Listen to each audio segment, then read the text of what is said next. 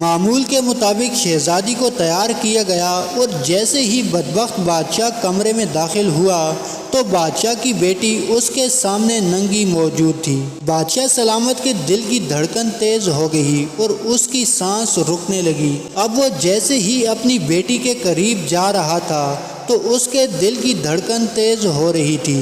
अब बादशाह को मालूम हो गया कि मेरा ही कानून मुझ पर भारी पड़ गया है। अगर मैं मजबूर वालिदैन की बेटियों पर ये कानून लागू न करता तो शायद आज ये सब कुछ मेरे साथ न होता।